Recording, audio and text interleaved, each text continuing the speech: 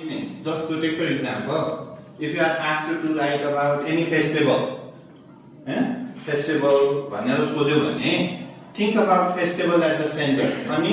We have to think brainstorming.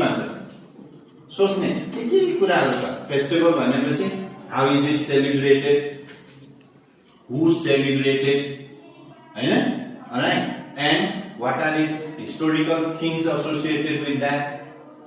Okay, and then only you can say. Ani when you write one euta idea euta paragraph ma लेख.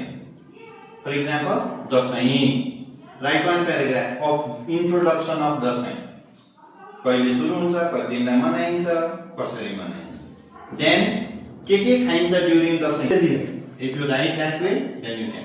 And सबभन्दा गाह्रो pronunciation बोल्दाखेरि talking to your friends जस्तो आइदिने. Alright? If you start practicing, then only you can become a good speaker. अनि बल्ल त्यो भाका खुल्छ. हैन भने हामीले या पढ्नु पर्यो है. Until unless you don't read, don't listen, you don't understand. जबसम्म हामी सुन्दैनौं नि थुप्रो अंग्रेजी सुन्नु पर्यो. कहाँ सुन्ने त अहिले त थुप्रो छ.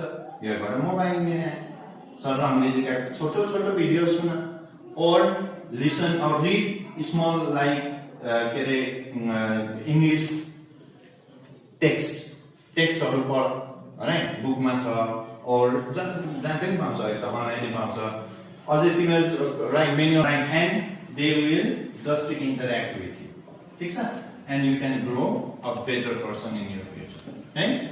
So keep practicing, keep, right? Okay? अनि हाँसेर गयो. Alright? एकदम घुम्नु पर्यो जाने. ठीक छ नि?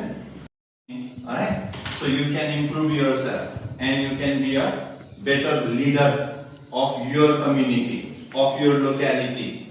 Alright? So when you do that, then you can become a very good person in the society. Alright? ज्ञानी बन्ने, राम्रो बन्ने. Alright? ठीक छ नि? त्यसको लागि के गर्नु पर्यो त? पनि गाह्रो भइरहेछ. Whenever there is a problem in the society, and then you have to think, why is this happening?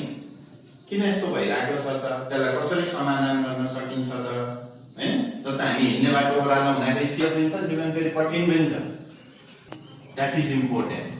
How you accept the challenge, and you always have to move forward and be the best person in the society.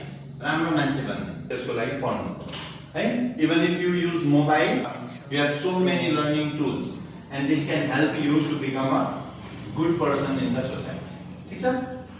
हो नि? हाँस्ने अनि फेरि तरले आएर पनि एकरो बोल्नु भयो अनि तिमीहरु चुपचाप बसेर सुन्नु. किन यस्तो भयो? यसलाई कसरी गर्न सकिन्छ? अझै राम्रो के हुन सक्छ? If you ask that, then you can be a good person in the society. Right?